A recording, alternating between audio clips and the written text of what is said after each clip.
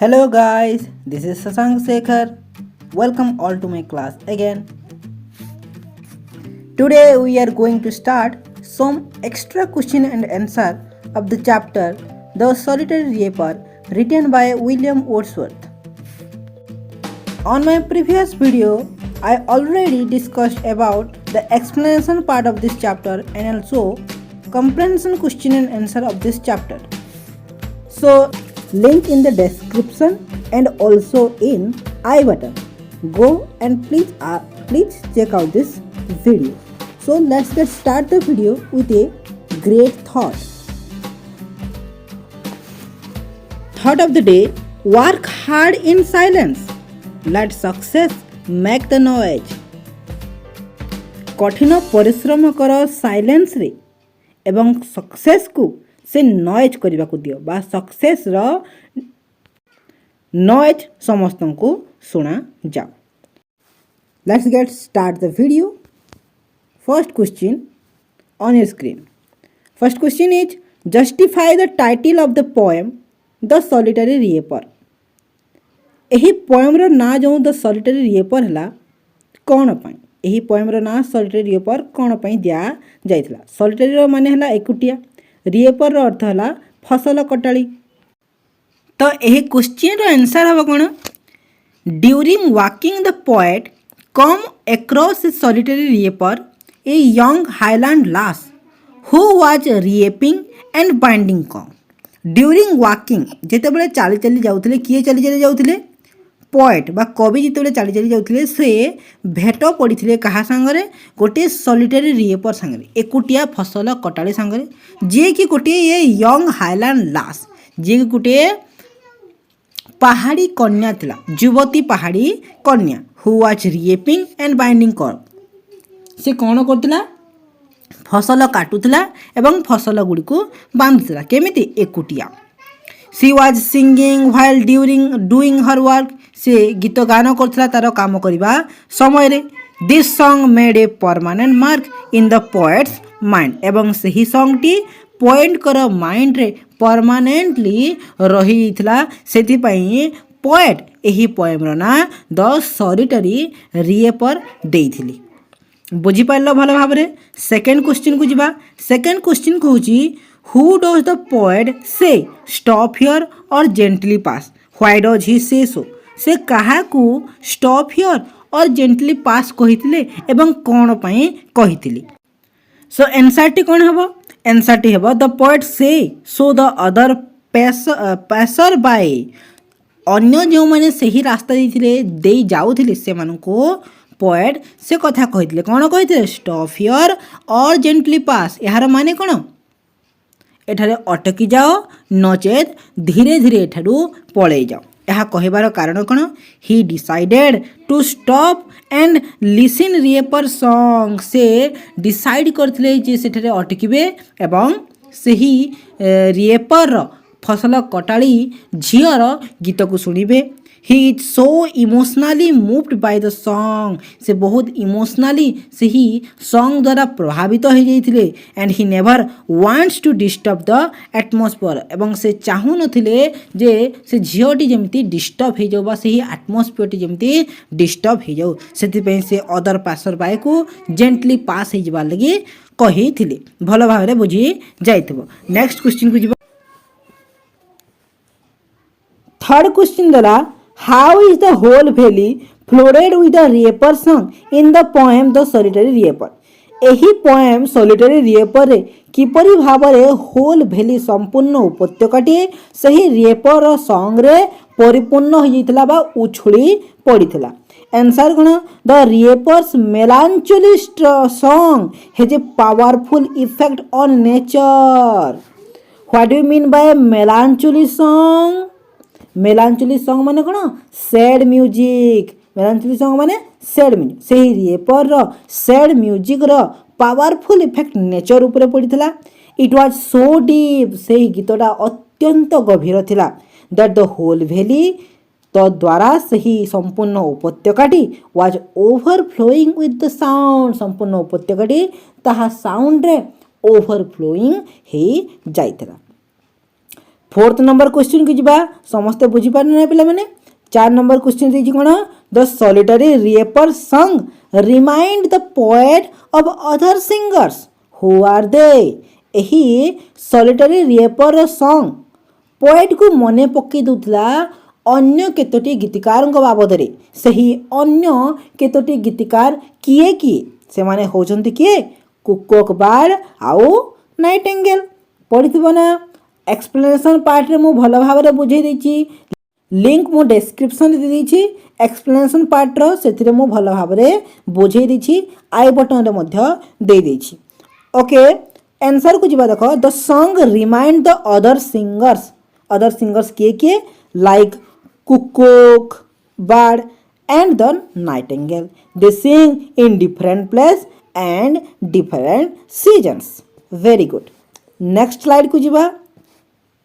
fifth number question on your screen how does the poet bring out the beauty of the song of the solitary reaper J how does the poet किपरि भाबरे bring out the beauty of the song सही song रो beauty को extract करथिले बा बाहर करथिले सही solitary reaper ठारू The poet compared the reaper song with the beautiful song of cuckoo and nightingale. The poet compare करथिले सही solitary reaper song को कहा सहित compare करथिले ना cuckoo bird सहित एवं nightingale बार्ड रो सॉन्ग सहित कुकुक बार्ड रो सॉन्ग एवं नाइटिंगेल बार्ड रो सॉन्ग सहित जेउ गुडिक की एक्सट्रीमली ब्यूटीफुल थिला अत्यधिक सुंदर थिला बुझि पारलो 6th number question who sing the welcome notes where and for whom किए वेलकम नोट्स गाउथला कोन केउठारे गाउथला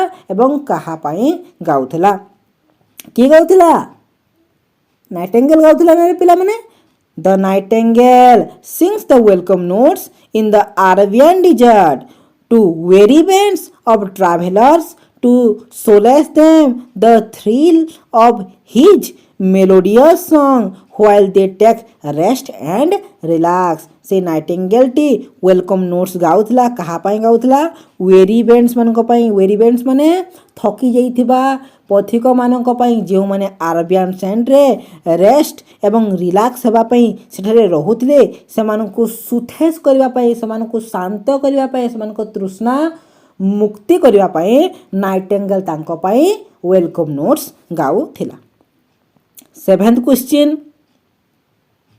How does the girl song remind the poet of cuckoo? किपरि भाबरे सही गाल सॉन्ग पोएट को कुकोक बार्ड को मने पकई दउथला The reaper's girls and chanting sweet voice remind the poet of the singing bird cuckoo. Its sweet voice in spring is heart touching. रिएपर्स गाल रो enchanting माने गीत गाइबा से जो स्वीट वॉइस रे गीत गाउथला पॉइंट को रिमाइंड कर दउथला मने पकई दउथला कहा को ना कुकोक बर्ड रो सिंगिंग को जो स्वीट वॉइस की it's sweet voice spring season रे बा बसंत ऋतु रे हृदय स्पर्शी थिला कहारो गीत स्प्रिंग सीजन रे हृदय स्पर्शी थिला कुकोक बर्ड रो भल भाव रे बुझि जाइथिबो 8 number question The music in my heart I bore long after it was heard no more describe जो एही पदरे कहा गला the music in my heart जो म्यूजिक टा मो हार्ट थिला I bore जो गुडिको जो म्यूजिक की मो हृदय रे बहन करने थिली long after किछि समय परे it was heard no more आउ ताहा सुना गला नहीं यार अर्थ कोन The poet continues to bear the song sung by the reaper girl poet अग्रसर हो चलले सही रिएपर रो ब्यूटीफुल सॉन्ग को निज हृदय रे बहन करी बिकॉज कौन पाई कारण कौन it's sound so melancholic and beautiful सही साउंडटा बहुत हृदय गभीर हृदय स्पर्शी थिला बहुत सुंदर थिला दिस टाइप ऑफ सॉन्ग सही प्रकार रो संगीत गीत tends to be a bit more haunting than happy ones. गोटे सुंदर गीत ठारू गोटे खुशी गीत ठारू मध्य आहुरी अत्यधिक खुशी प्रदान करुला. सो द पोएट से poet has remember the song से पोएट से गीत को मने पकाउथिले long after it was heard no more. जे पर्यंत शुणा नगले मध्य सही गीतर आवाज शुणा गले न गले मध्य सही गीत को से मने पकाउथिले. Next question on your screen. 9th number question. What does the poet guess about the theme of the Raper song? The poet T सही Raper song रो थीम को कौन बोली कल्पना करथिले बा कौन बोली भाबिथिले. Through the girls song mesmerized the poem. जेहेतु बस गर्ल्स रो सॉन्ग रे जेहेतु पोएट पूरा मेस्मराइज होते मंत्रमुग्ध होते he was unable to understand its theme से ही गीतर थीम को बुझी पारु नथिली. As the dialect was not familiar to him जेहेतु से ही आंचलिक भाषा डायलेक्टर अर्थ कौन आंचलिक भाषा से जो गीतटी गाउथिला रेपर से ही गीतर भाषा आंचलिक भाषा था जहाँकि पोएट बुझी पार नथिले. सो ही मेक सोम गेसेस से किसी गेस करते से गीतटा बोध हुए पुराणा कालिया पुराणा अतीतर गीत होता पारे तार किसी पेन किंबा किसी लॉस होता पारे अतीत घटी युद्धर कारण होता पारे एवं बहुत किसी से गेस करी. 10th number question. What is the valley flooded with how. भैलीटी बा उपत्यकाटी केउथिरे पूर्ण हो जाइथिला एवं किपरि भाबरे पूर्ण हो जाइथिला. The valley is flooded with the song of the reaper. भैलीटा ये कौन केउथिरे परिपूर्ण होइथिला से ही रिपर सॉन्ग री. As the girl is working in the field जिते बले से झियोटी से फील्ड रे काम करथिला एंड सिंगिंग आउ गीत गाउथिला her song it breaks the silence. से ही सॉन्ग टी साइलेंस को भांगी देउथिला कहारो साइलेंस को ऑफ द वैली से ही वैली रो से ही उपत्यकार साइलेंस को भंग कर देउथिला. So the silent valley is overflooded with the sound of the song. सेते पई से ही साइलेंट वैली टी से ही झियर गीत रे ओवरफ्लो हो जाउथिला परिपूर्ण ही उछुली पड़ुला से झीर गीत स्वर. ओके बुझी पार्थिब. 11th क्वेश्चन को जीवा रेडी तो.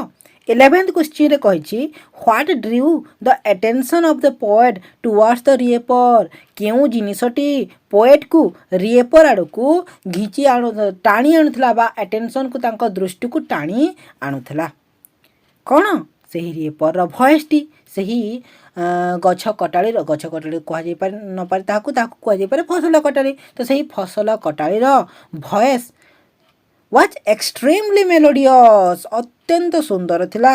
And her song was a sorrowful note आउ सही गीत अत्यंत नोट बा तार स्वर अत्यंत दुखदायक थिला. इट अट्रैक्टेड द पोएट जोटा कि पोएट को टाणी आणुला who stopped on this way एवं सही से पोएट रास्ता रे अटकी जाइतिले चला पाथरे अटकी जाइतिले to listen though he couldn't understand its theme. जदिओ से गीतटा को बुझी पार नथिले जदि से गीतटार थीम को बुझी न पारुथिले मध्य से अटकी जाइतिले से गीतर स्वर को सुनिबा पाए. नेक्स्ट क्वेश्चन को जिबा. 12th number question. What were the poet's first thought when he saw the solitary reaper. जिते बेले से solitary reaper को देखिथिले से प्रथमे कौन भाबिथिले. The poet was so moved by the reaper who was working alone and singing her song. जिते बेले poet T जाउथिले से रेपर को देखी अटकी जाइथिले से देखिले से रेपर टी एकुटिया से तार फसल काटुछि एवं गीत गाउछि. ही फेल्ट से अनुभव करथिले the scene should not be disturbed. से ही सीन बा से ही दृश्य डिस्टर्ब न हेबा कथा उचित. Rather to enjoy the song and pass gently. से ही गीत को अनुभव करी सेठारे अटकी जीवाटा भलो एंजॉय करवाटा भलो. अदरवाइज बा नचेत सेथिरु जेंटली बा धीरे धीरे पास कर जीवाटा भलो. से दृश्य को डिस्टर्ब करबा उचित नुहे डिस्टर्ब करबा अनुचित बोली लेखक बा कवि भाबिथिले. 13 number question. Overflowing with sound what does it means. Sound रे बा गीत रे उछुली पड़िबा यार अर्थ कौन एवं यहाँ कौन पर व्यवहार कराई क्वेश्चन टाक भल भाव में बुझी जाइए आंसर टाक तुमको भल भाव में बुझेदेवी आंसर टाक देख द सॉलिटरी हाईलैंड गर्ल्स ही एकुटिया पहाड़ी कन्याटी वाज रेपिंग एंड सिंगल से फसल काटुला एवं गीत गाउला साइमल्टेनियसली साइमल्टेनियस अर्थ कौन एका सांगरे से गीत मध्य गाउला एवं फसल मध्य काटुला फसल काटिबा संगे संगे से गीत गाउला बुझी पारल हर सॉन्ग वाज सो थ्रिलिंग तार गीत बहुत रोमांचक थिला that the entire valley was overflowing with the sounds एवं सही रोमांचक गीत रे सही वैलीटी बा संपूर्ण उपत्यका उछली पड़ूला ओवरफ्लो हो जाऊला which was far better than that of nightingale and cuckoo जोटा कि नाइटेंगेल एवं कुकुकर गीत ठारू मध्य बहुत दूर रे भल थिला फार बेटर बहुत दूर रे भल थिला नेक्स्ट क्वेश्चन को जिबा 14 number question What is the tone of the raper song? How do you know this? सही रेपर सॉन्ग रो टोन किपरि थिला एवं तमे ताहा किपरि भाबरे जानि Patil The tone of the raper song seemed plaintive to the poet. Plaintive रो अर्थ कोन सैड